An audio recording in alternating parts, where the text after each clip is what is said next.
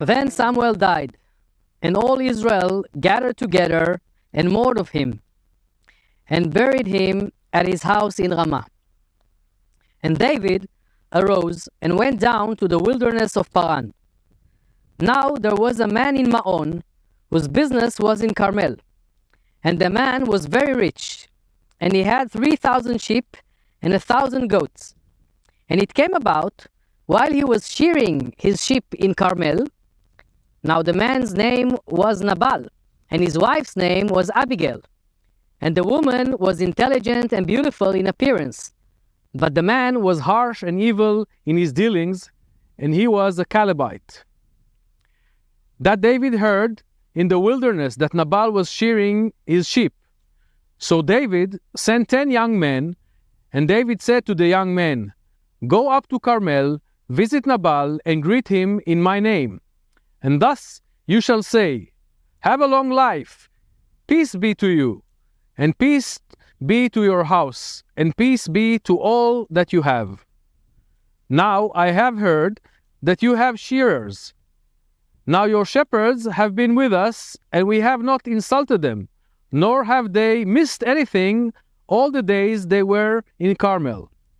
Ask your young men, and they will tell you.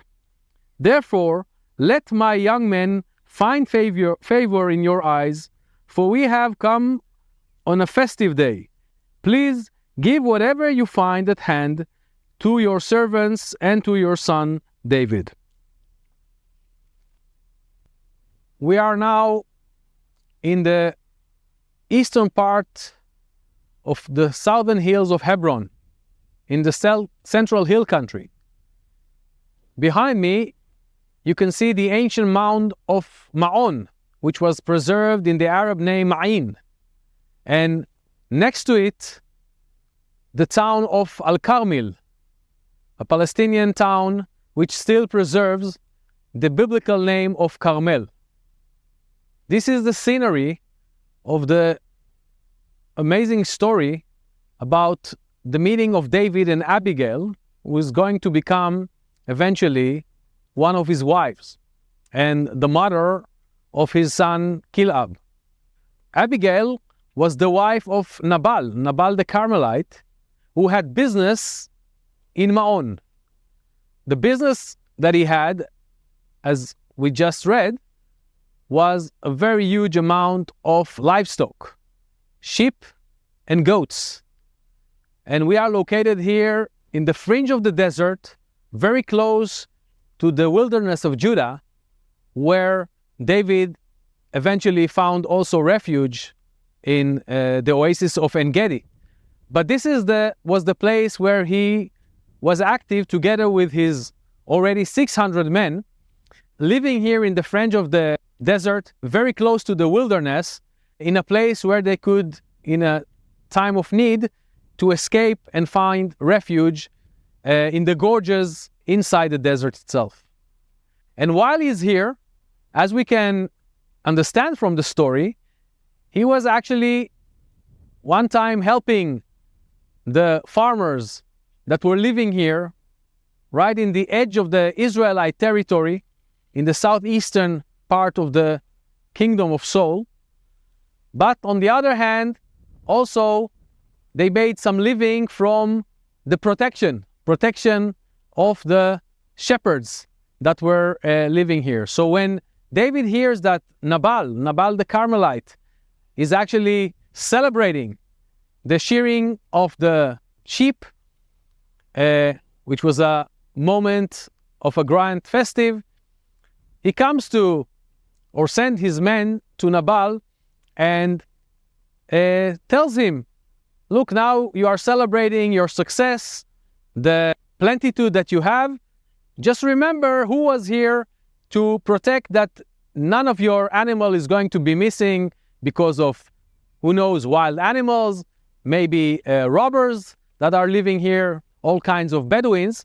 In other words, David is telling Nabal that he was here to protect his animals, and therefore he deserved to have some share of this success. The answer of Nabal was very harsh.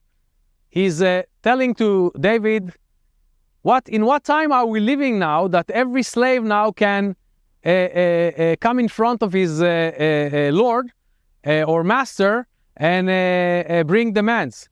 In other words, Nabal is hinting or telling David that he knows that he is actually escaping from the master, the Lord, of course, who is King Saul.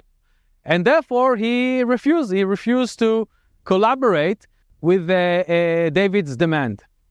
From this background, we can understand actually how David gradually is building his force, not only with loyal people, again, people that had all kinds of trouble with the central government, probably very, very tough men that were actually living together with him, and they had to survive here in this very harsh area, and therefore use the kind of what we can call protection, giving or demanding from the farmers here and the people that had stock animals like Nabal the Carmelite, some kind of getting the share from their profits.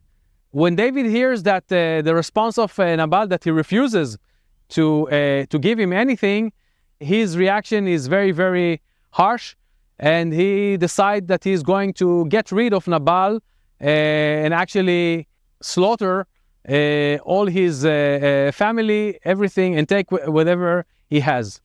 Nabal had a wife, an intelligent wife, as we can read, also beautiful, Abigail, and she understands in what trouble her husband is now, and therefore secretly she decides to send her men to David and his men with food, with water, with wine, and actually answer to the demand of David from Nabal.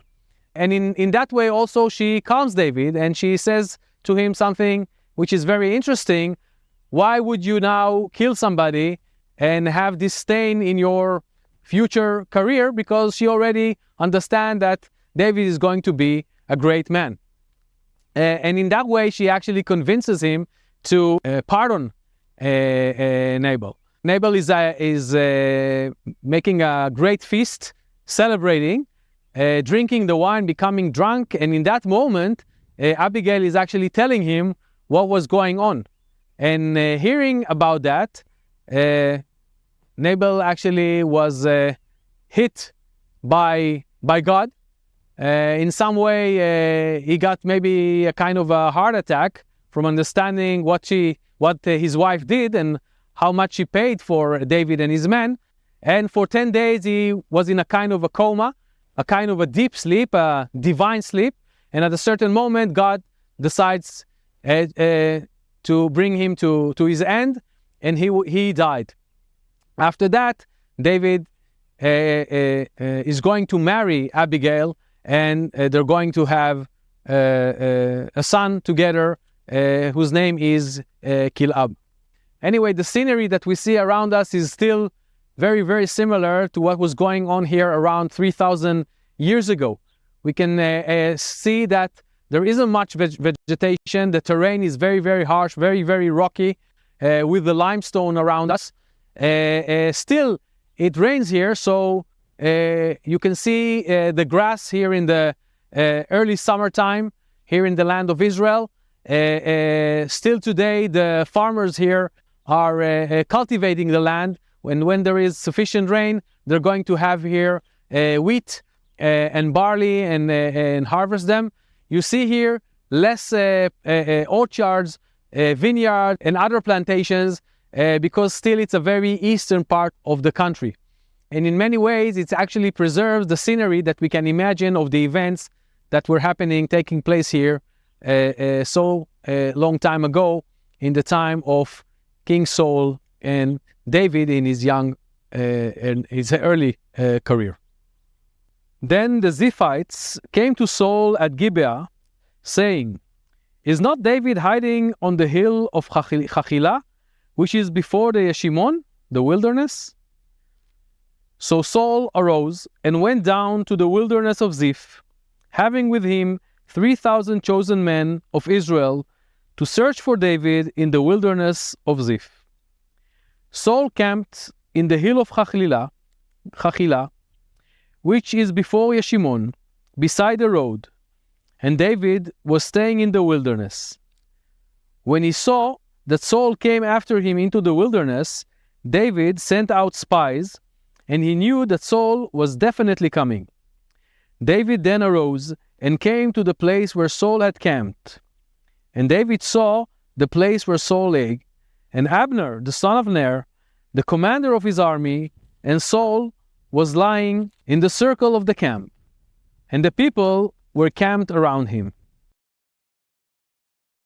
Then David said to Ahimelech, the Hittite, and to Abishai, the son of Tzeruiah, Yoab's brother, saying, Who will go down with me to Saul in the camp?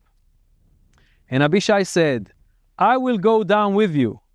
So David and Abishai came to the people by night, and behold, Saul lay sleeping inside the circle of the camp, with his spears stuck in the ground at his head, and Abner and the people were lying around him.